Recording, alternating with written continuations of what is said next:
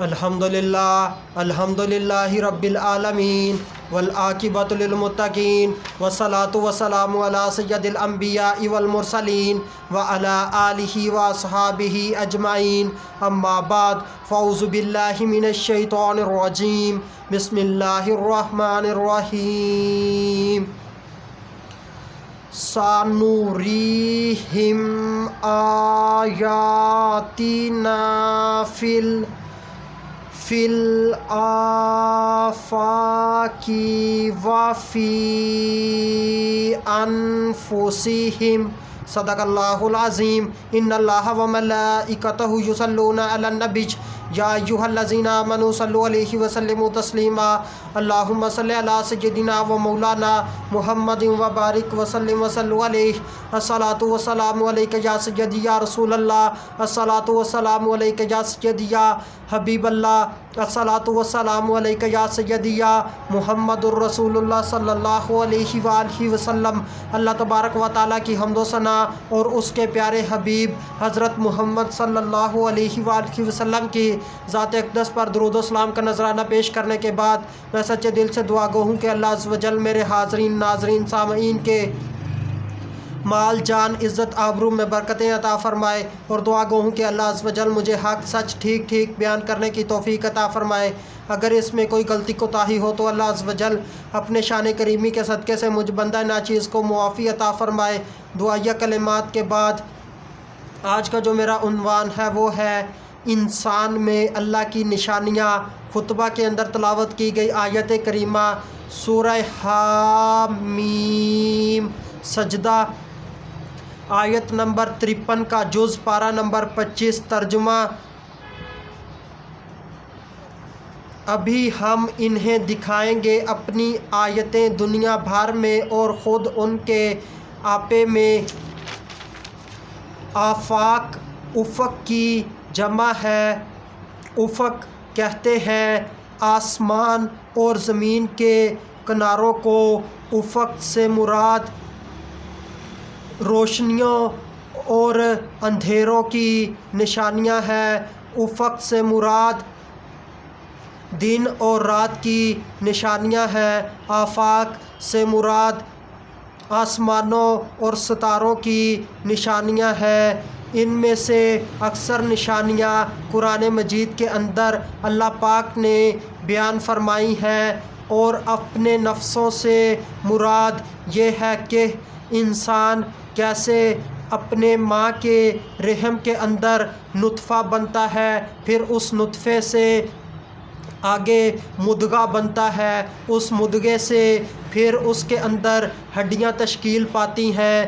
یہ تمام مراحل ماں کے پیٹ کے اندر ہوتے ہیں، اور اس کے بعد ایک مکمل انسان بن جاتا ہے۔ پھر وہ اس دنیا کے اندر آتا ہے، پھر وہ دودھ پیتا بچہ بن جاتا ہے، پھر اس کے بعد وہ کم سن لڑکا بن جاتا ہے، اور اس کے بعد پھر وہ بالغ مرد بن جاتا ہے، اس کے بعد پھر وہ جوان ہو جاتا ہے، پھر اس کے بعد وہ ادھیڑ عمر کا ہو جاتا ہے، اور اس طرح پھر وہ بوڑھا ہو جاتا ہے، اور آخر کار وہ پھر مٹی کا ڈھیر بن جاتا ہے، وہ ختم ہو جاتا ہے۔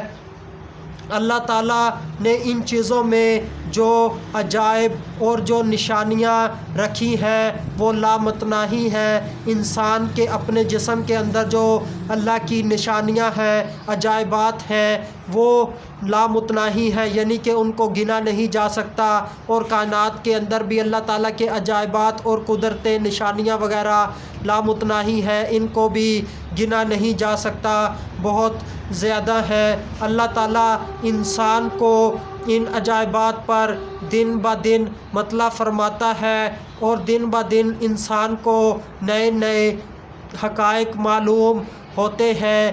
ایک وقت تھا جب انسان کو نہیں پتہ تھا کہ بلڈ پریشر اور شوگر کیا بیماریاں ہیں، پھر اور یہ کس طرح لاحق ہوتی ہیں، ان کا علاج کیا ہے، ان کا پرہیز کیا ہے۔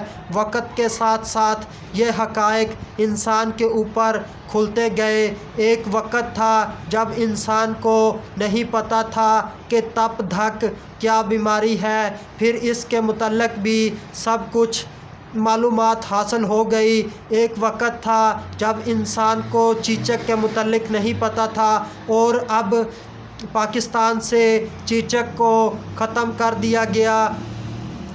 اور ایک وقت تھا کہ جب ماں کے پیٹ کے اندر بچہ جب ٹیڑھا ہو جاتا تھا تو کسی بھی صورت بچے کی ولادت نہیں ہوتی تھی، اور بچہ اور ماں دونوں مر جاتے تھے۔ مگر اب سرجری ہوتی ہے اور بچہ اور ماں دونوں بچ جاتے ہیں، اور بچہ ماں کے پیٹ سے باہر آ جاتا ہے۔ یہ سارے حقائق انسانوں کو معلوم ہو رہے ہیں۔ پہلے دل کے متعلق یعنی کہ اس کا آپریشن وغیرہ کچھ بھی معلوم نہ تھا۔ اب اگر دل کے وال بند ہو جائیں تو اس کا بھی علاج ہو جاتا ہے۔ اللہ تعالیٰ نے انسان کو حقائق سے آگاہ کیا کہ انسان کی پنڈلی کے اندر کچھ شریانیں اضافی ہوتی ہیں جو انسان کی پنڈلی سے نکال کر اس کے دل کے ساتھ جوڑ دی جاتی ہیں، اور دل ویسے ہی کام کرتا رہتا ہے۔ اس کو بائی پاس آپریشن کہتے ہیں۔ اللہ تبارک و تعالیٰ انسان کو ایسے اپنے حقائق کے متعلق آگاہ فرماتا ہے۔ اور کینسر اور ایڈ کا علاج ابھی تک دریافت نہیں ہوا۔ یہاں ابھی تک سے مراد وہ تاریخ، وہ دن ہے جس دن غلام رسول سعیدی صاحب نے یہ آیت کی یہ تفسیر لکھی، اس کے اندر اس چیز کو بیان کیا۔ آئندہ ہو سکتا ہے کہ کینسر کا علاج بھی دریافت ہو جائے اور ایڈز کا علاج بھی دریافت ہو جائے۔ اللہ پاک انسان کے اوپر نئے نئے حقائق کو کھولتا ہے، انسان کے اوپر انکشاف ہوتا رہتا ہے۔ اسی طرح پہلے یہ معلوم نہیں تھا کہ زمین سے کتنے فاصلے تک ہوا ہے، اب یہ معلوم ہو گیا کہ زمین سے 200 میل کے فاصلے تک تو ہوا ہے، اور اس کے اوپر ہوا نہیں ہے، اس کے بعد خلا شروع ہو جاتا ہے۔ اسی وجہ سے خلا میں جانے والے لوگ اپنے ساتھ آکسیجن لے کر جاتے ہیں کیونکہ وہاں پر ہوا نہیں ہوتی۔ اسی طرح پہلے یہ معلوم نہیں تھا کہ چاند کا زمین سے کتنا فاصلہ ہے، اب یہ بھی معلوم ہو گیا کہ چاند کا زمین سے جو فاصلہ ہے وہ 2.25 لاکھ میل ہے۔ یہ حقائق انسان پر روز بروز نئے سے نئے حقائق ظاہر ہوتے رہتے ہیں، اور یہ بھی معلوم ہو گیا کہ جو اشیاء کا وزن ہوتا ہے وہ زمین کے کشش ثقل کی وجہ سے ہوتا ہے، اور خلا کے اندر اشیاء کا کوئی وزن نہیں ہوتا کیونکہ وہاں کشش ثقل موجود نہیں ہوتی۔ اور پہلے لوگ سمجھتے تھے کہ خلا محال ہے، یعنی کہ ہے ہی نہیں، اب ثابت ہو گیا ہے کہ خلا ہے، اور اب لوگ اس کو مانتے بھی ہیں۔ آخر میں اللہ تبارک و تعالیٰ سے دعا ہے کہ اللہ تبارک و تعالیٰ ہمیں اللہ کی قدرتوں کے اندر غور و فکر کرنے کی توفیق عطا فرمائے، اور اللہ تعالیٰ کی شانوں کو سمجھنے کی توفیق عطا فرمائے۔ وما علینا الا البلاغ المبین۔